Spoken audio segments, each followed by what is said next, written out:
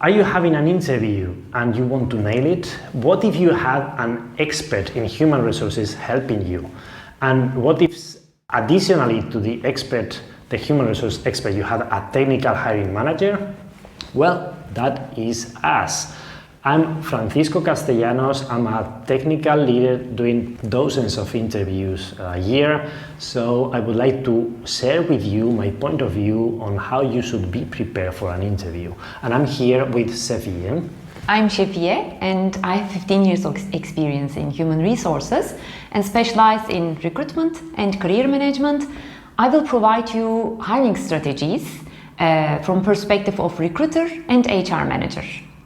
So today we are going to help you to prepare all the steps until you reach the moment of the interview. So you get there with more confidence, more relaxed and better prepared. That is because you had been invited after submitting your CV. If you still have not submitted a CV, we also have some tips for you. Check the link below for a video about how to nail it with your CV. With not further ado, let's talk about how to prepare the interview. Yes, step by step we will share, as Francisco mentioned, the key points. First, you will get this invitation via email or they can call you also. And if you just check your availability and decide a date. But if something changed, something happened, and you need to reschedule the interview date, just as soon as possible, inform them again via email, or it would be better to make it with calling them for sure. Yes, calling is always good, and we like usually people who is operationally effective. Also for the availability, one topic or one tip I would like to share with you is like as a technical hiring manager with a busy schedule, what I appreciate if you don't give me a very huge availability. I usually send like 3 slots so you can pick one, but if you don't have different slots and you are asked what is your availability, I would recommend you to pick 3 slots. So two slots about 3-4 hours, so the technical manager and human resources can pick like 1 hour, 1 hour and a half in that slot, those 2 slots in the same week, and maybe a 3rd slot on the following week. So if HR or the technical manager are really busy, maybe the following week fits better for them.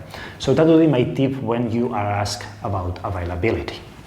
Now you have your date, interview date, and you can a little bit start to look to the company job description, and also you can search about company About Us pages, check the values and mission and vision of the company, and also what will be very beneficial to check latest news about the company.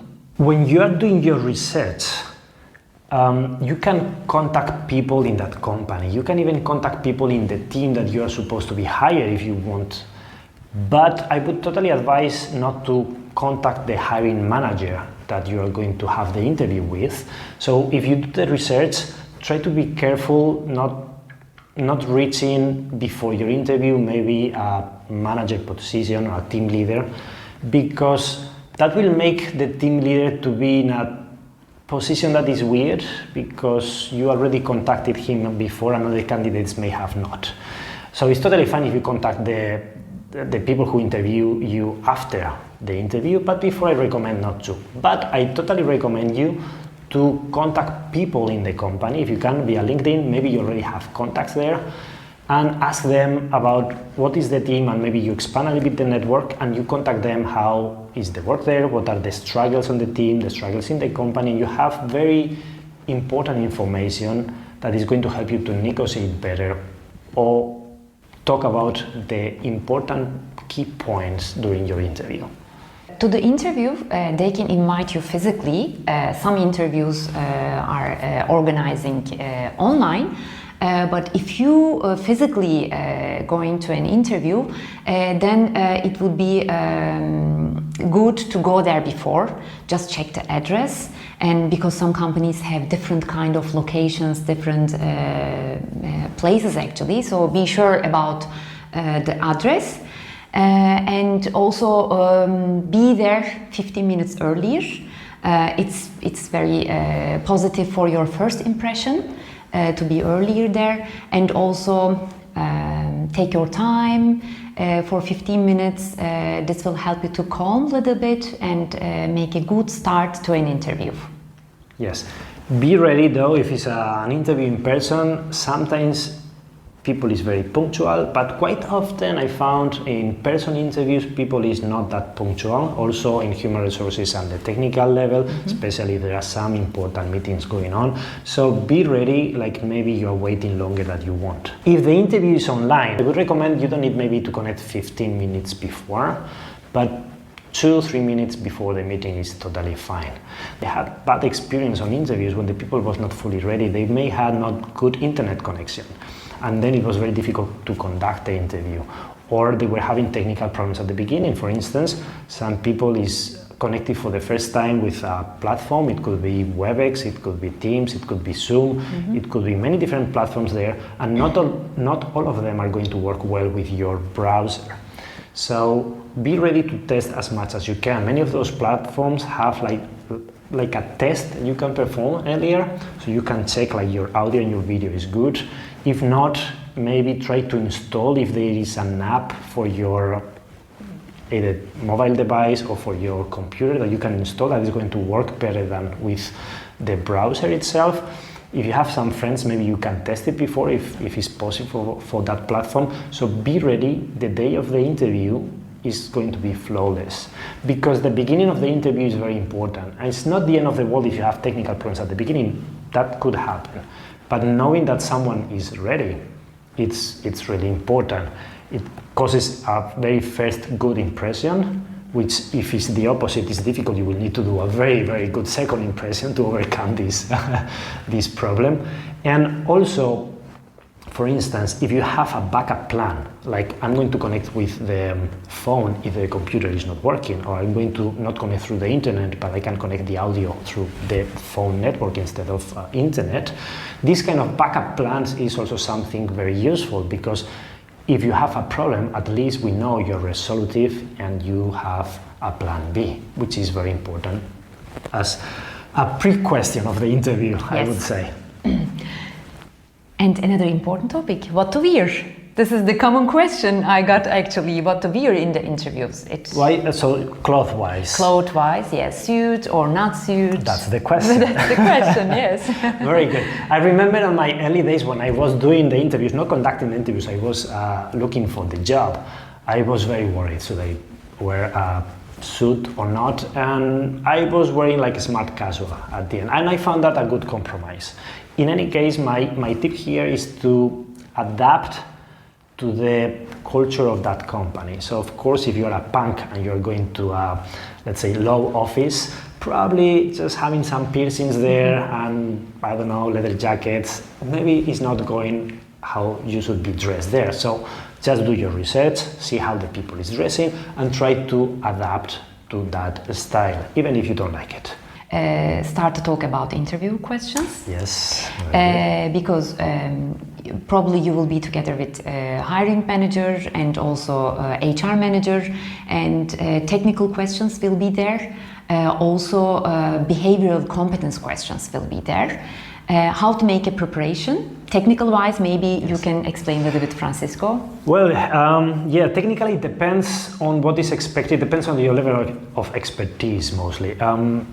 So it depends who is doing the interview. I usually do less technical questions, and I'm more interested to see how you're going to fit with my team. So I do more behavioral questions, especially if I'm hiring for a not very expertise position.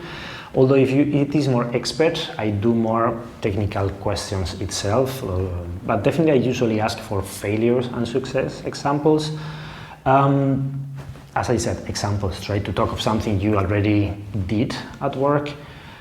And Also, I know some friends that are also leading teams. They do very creative questions. So, for instance, mathematical issues that you have to solve, depending if it's on engineering, they need to know a little bit your deduction skills. And if you're really applying for an expert role, then you may have to face problems like, oh yeah, you have a piece of code and you have to find the bugs and correct the code, or at least to understand what the code is doing. That would be one of the questions. I think Shefie have other experience as well with the hiring managers. Yes, sure. Yes, they sometimes ask, actually they bring to if you have this physical interviews, they bring what they produce, the part, one of the part, and they want you to be curious about the part. This will again show your curiosity, and they sometimes ask some technical questions about the part. So don't hesitate to touch the part, just take it and be curious. You can also ask questions and share your technical insights about this part. And be expecting the technical manager as well as human resources to ask you non-technical questions. To me, for instance, I'm thinking a question I'm asking is to describe your team. And depending how you answer that question, to me, I may think if you're a team player or a solo player, or if you're a people-oriented person or not. And it doesn't mean it's a right answer, it depends what I need at that moment in the position. Sometimes I need solo players, and sometimes I need like a team player that is going to make some cohesion on the team. The key here is actually really they need your experiences from your past, real experiences, because for sure you can make some assumptions, but what is better actually to convince them to have these experiences from your past. What happens if you don't have experience about that specific question they are asking at work? At work, maybe you don't have too many experience, and you can give some examples from real life. But those are a little bit tricky. So we will share with you some kind of examples about questions, and we will have some kind of guide actually how you can do this. But yes, the facts and figures are very important to have these real examples, because they will give their decision if you really have this in your past. They are not counting. Some technical managers and HR managers are not counting this as an example, by the way. Yes, and you can find the link below as well a sheet of questions that you may expect during an interview, especially for the non-technical questions, as technical could be very specific for your domain. One point I would like to add here, technical manager are for sure asking some behavioral questions also, but HR really focus to the competencies of the company. Every company have competencies and like taking initiative, team player, or result orientation. And for those each competencies you will get some questions. For the preparation, for sure we will share a link with you, but the best way to prepare for an interview for all of those questions is to do a mock-up interview. So if you have a friend who has a position like the one you're aspiring, or a family, a relative, then you can call them and try them to interview you, okay, and give you some tips and insights, but they may not be prepared. In any case, that's why you also have us. If you want, you can have a mock-up interview with Shefie and myself. Yes, we can together support you, technical manager and as HR manager. We are doing this 1-hour interview, and afterwards we are analyzing this interview and share with you what could be better and what is missing, one by one, about all technical and behavioral questions. Also, if you want, you can record any interview you had, just record yourself, don't send us a third-party video or audio, but we can analyze the answers you are giving to a specific interview you had in the past. What you should bring to the interview?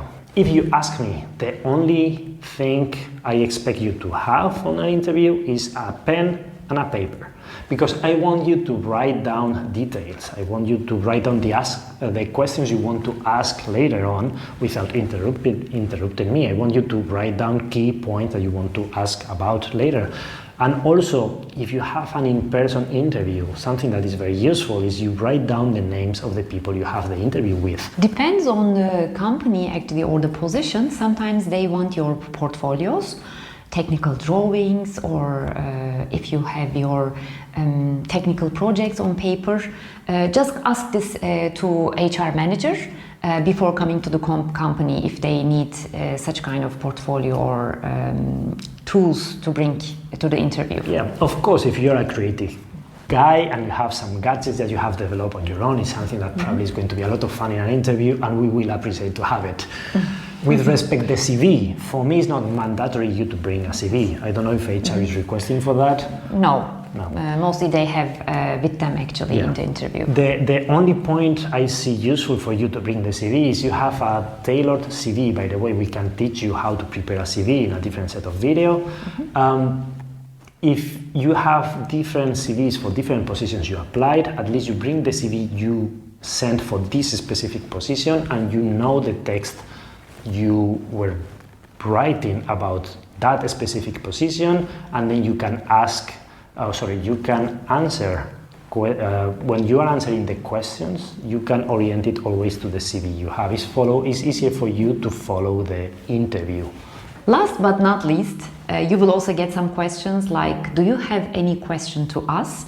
For that part, it would be a good actually opportunity for you to ask something about function, if you have some question marks on your mind, or this is again a good opportunity to ask development opportunities of the company and also the challenges of the function. That's very important.